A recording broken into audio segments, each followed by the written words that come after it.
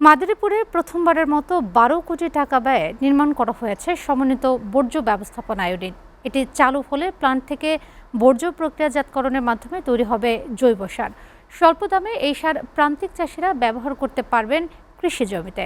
বাড়বে ফসল উৎপাদন, তৈরি হবে কর্মসংস্থানেরও।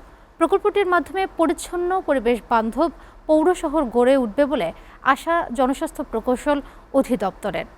মাদারীপুর থেকে মোহাম্মদ জাকির হোসেনের পাঠানো তথ্য ও ভিডিও চিত্র নিয়ে ডেস্ক প্রতিবেদন। মাদারীপুরে শিবচর পৌরসভার চর সামাইল ও শ্যামাইল মোজায় 2.68 একর জমিতে 2023 সালে নির্মাণ শুরু হয় বর্জ্য ব্যবস্থাপনা ইউনিট। প্রায় 12 কোটি টাকার ব্যয়ে কাজটি নির্মাণ শুরু করে ত্রাণ নামে একটি ঠিকাদারি প্রতিষ্ঠান।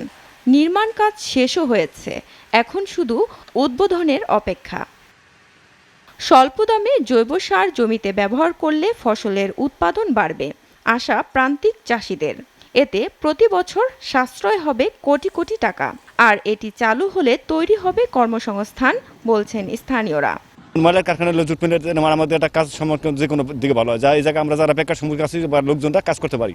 বাস্তবায়িত হয় তাহলে এখান থেকে যে উৎপাদিত জৈব সার সেটা বাংলাদেশের কৃষিতে কিছুটা হলে উপকার আসবে। জৈব সারটা যদি আমরা খেতে দেই তাহলে আমরা ফসলটা ভালো পাবো।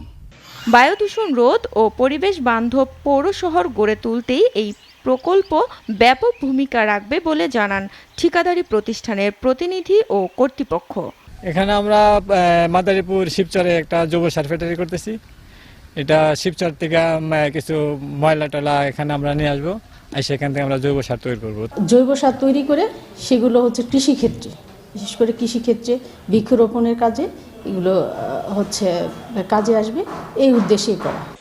উপজেলা নিরাপদ পানি ও স্যানিটেশন ব্যবস্থার সম্প্রসারণ ও উন্নয়ন পরিকল্পটিতে নিজেদের অর্থায়নে 2 বছর জৈব সার উৎপাদন করবে ঠিকাদারি প্রতিষ্ঠান। এরপর থেকে সরকারিভাবে তৈরি হবে জৈব সার। এটি জেলার প্রথম সমন্বিত বর্জ্য ব্যবস্থাপনা ইউনিট। আধুনিক শিবচর পৌরসভা গড়ার লক্ষ্যে 2026 সালের ডিসেম্বরের মধ্যে এটি পুরোপুরি চালুর কথা বলছে জনস্বাস্থ্য প্রকৌশলের অধিদপ্তর। SATV news desk.